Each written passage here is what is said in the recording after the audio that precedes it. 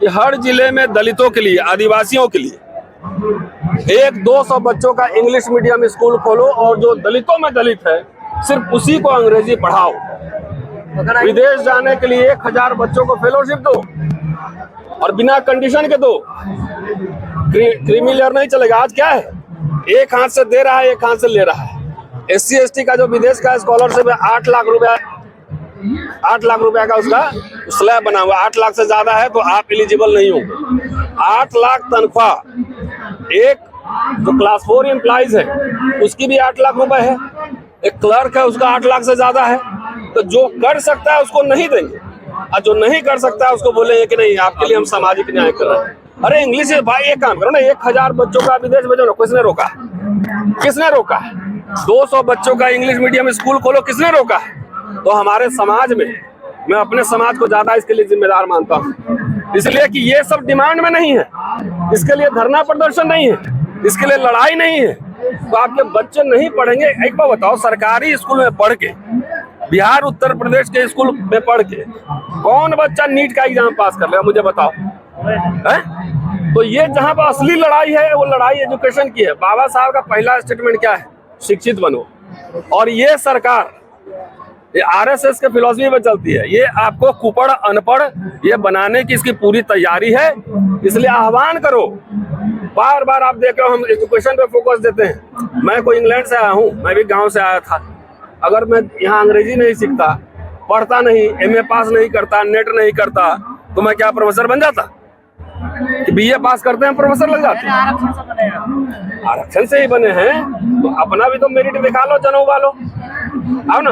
अरे आपके अपने कह रहे हैं ना। अरे अपने कह रहे तो क्या कर रहे? आरक्षण से ही बने, क्या दिक्कत? कह रहे यही बन गए, यही माल खा गए सारा। अरे कहाँ खा गए? कोई बर्गर था? अरे हम जब आए थे तो यूनिवर्सिटी में 5 लोग भी नहीं थे प्रोफेसर बनने के। 5 लोग भी नहीं थे। क्या हम इंटरव्यू बोर्ड में जाते हैं तो कहता है, बुला के कहता है आओ बर्गर है खा लो। अरे उल्टा बाबा साहब ने कहा था, अब सुन लीजिए, कि जब हम महाड़ आंदोलन पानी के लिए चलाए थे और उसके बाद इंटरव्यू बोर्ड में जब महाड़ लोग जाते थे तो वो कहते थे इंटरव्यू में, अच्छा तुमने कितने तालाब गंदे किए हैं? तालाब गंदा करने वाले लोग हैं, इसको पहले निकालो, उसको नहीं दो। तो जो लोग युद्ध कर रहा है इनसे, वैचारिक जो लड़ रहा है, उन सबको साइड लाइन करो, यही साजिश है। और जो अभी जजमेंट आया है, जो RSS BJP माहौल बना रहा था इतने सालों से, उसी का रिफ्लेक्शन उसमें प्रधानमंत्री ने कहा था ना तेलंगाना में। तो आप एक काम करो, बिना वर्गीकरण किए हुए जितने सीट खाली है, आप सबसे दलित में दलित जो है सबसे भर दो। किसी ने रोका? कितने दिल्ली यूनिवर्सिटी में प्रिंसिपल हैं दलित कम्युनिटी के? एक भी नहीं है। मैं कह रहा हूं कि जो सबसे दबा हुआ है सारी नौकरियां भर दो। किसी ने रोका? आप खाली लड़ाने की साजिश, किसी ने नहीं रोका, किसी ने विरोध भी नहीं। अब बढ़ो ना। बैकलॉग क्यों हो गया? IIM IIT में क्यों बच्चे वहां दबाए जा रहे हैं, क्यों मारे जा रहे हैं? यूनिवर्सिटी में जो लोग इनसे लड़ रहा है उसी के ऊपर क्यों मुकदमे होते? सर आप जैसे लोग तो फैसले रोस्टर कर रहे हैं। मैंने विरोध नहीं किया, मैंने उसे बहस चलाई। और आज हमने सुना है कि क्रीमी लेयर का, अभी पढ़ा नहीं है, मैं जंतर मंतर में हूँ, क्रीमी लेयर शायद हट गया है। क्रीम कैसे बन गया? दलित ने हमारे साथ, देखो मेरे कपड़े देखो, ब्रांडेड है कि नहीं? तो जब तुम्हारे जैसा हम कपड़ा पहन रहे हैं, तुम्हारे जैसा हम बोल रहे हैं, तुम्हारे जैसा लिख रहे हैं, तो मेरा तो दमन कर रहा हो। और तुम वैसे लोगों को गले लगाना चाहते हो, मेरे ही समाज के, जो सबसे हाशिए पे, जो कमजोर है, जो जूता बना रहा है, उसको गले लगाना चाहते हो।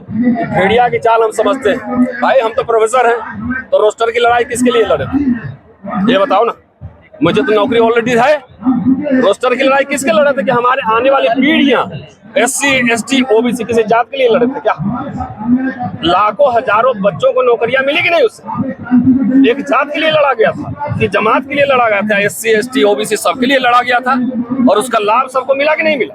मुझे तो नुकसान हुआ, व्यक्तिगत रूप से मुझे नुकसान हुआ, फाइनेंशियली भी हुआ है, मेरे करियर में भी नुकसान हुआ। क्यों हुआ? क्योंकि हम समाज की लड़ाई लड़ रहे थे। व्यक्तिगत लड़ाई मेरी कोई नहीं है, कोई जमीन की लड़ाई नहीं है, समाज की लड़ाई लड़ रहे थे। आपने जो है नुकसान हमारा कर दिया कि समाज की बात समझेगा कभी एक कप चाय भी पिलाएगा? 4 FIR चल रहे हैं, विदेश जाने पे एक अनकही पाबंदी है, प्रमोशन रुका हुआ है। तो हम आपसे कहने जा रहे हैं कि आप मेरे लिए लड़ो। कि अपनी लड़ाई हम खुद लड़ें।